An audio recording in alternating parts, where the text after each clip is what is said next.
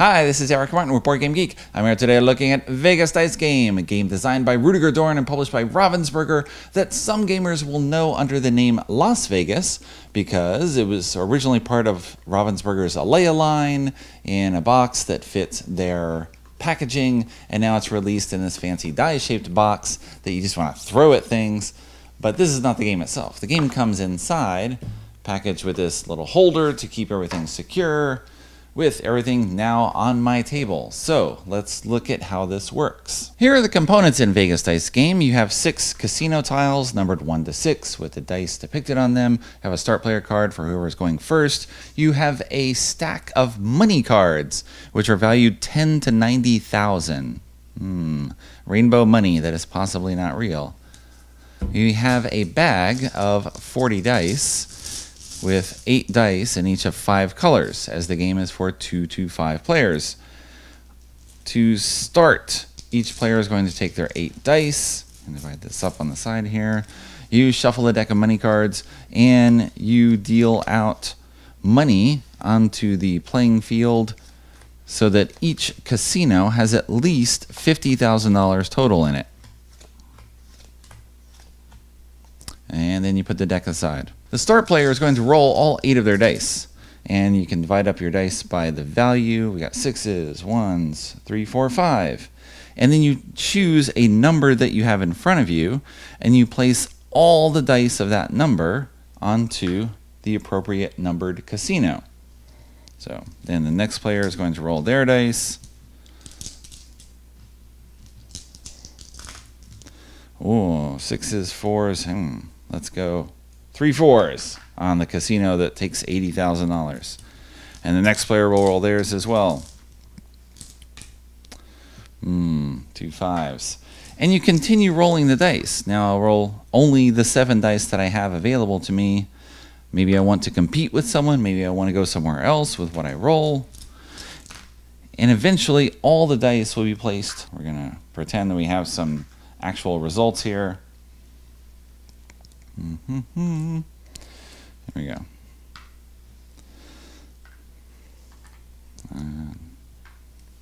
All right. All the dice have been rolled, and now it's time to hand out the money.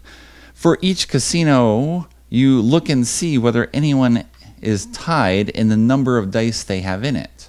So we have the green in the lead, but white and blue are tied, so they're both removed. They get nothing.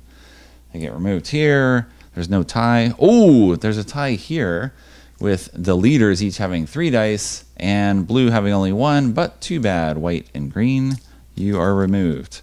You then hand out the bills based on who remains in the casino. Green has the most dice. They get the highest bill in this casino, $40,000. No one claims this one. It'll go back at the bottom of the deck. Here, blue's in the lead, so they get $40,000, and green in second place gets 30.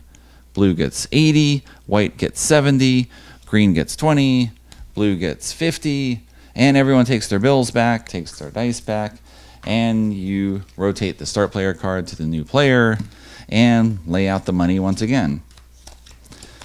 And you play 4 rounds total, doing the same thing each round, with the multiple rounds ideally, evening out the luck, although of course that never really happens. And then you sum the money after 4 rounds, and whoever has the most money wins. And there's an overview of Vegas Dice Game, which I've played at least a dozen times now on both the old and new versions, with this being a review copy coming from Ravensburger. And the gameplay is the same in both games. And the gameplay is awesome. The gameplay is a pure embodiment of gambling. It is a game themed about gambling that is gambling. You are gambling constantly with the dice that you are rolling. Now, you may have different strategies for how you want to place the dice. Sometimes you just want to claim something that's worth a lot of money early with a lot of dice and just be done with it. Hopefully just discourage anyone else from even trying to go in there. Or you're placing dice 1 or 2 at a time to try to give yourself more dice with more rolls and more options, and you hope to pick things off and score where people are not scoring, or sneak in where other people are tying, and you hope to possibly just pip them out with just 1 die if they take each other out. You don't know what's going to happen, though, because, again, your fate is up to these dice. That's all you have. There's an advanced version of the game which plays beautifully with 2 to 4 players. You have at least one set of dice that's not used, so you take those dice and you divide them up evenly among the players, and those are now neutral dice, effectively some other guy who's just showed up at your table. You roll those dice, and if you place them out on the casinos just like you would any other die. So if you have 2 of your green 4s, then you've got a neutral red 4, you would place all 3 of those at the casino. So you got more dice to roll and more choices and more turns in which to place them, and now you've got this other player that you're trying to use to mess with other people, possibly tie them, possibly outrank them so they don't score and you do. That's the hope anyway.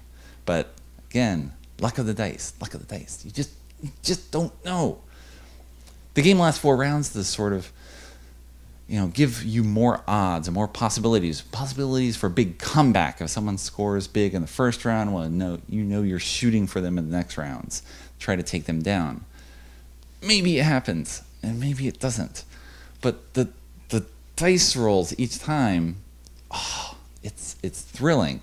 Each time you roll. I played this with both hardcore strategic gamers and casual gamers. It goes over beautifully with people who like games, don't like games with a lot of rules, because you get into the game very quickly and the action is all on the table as you're watching each other and trying to, just mind game them. Don't even think about going in this casino.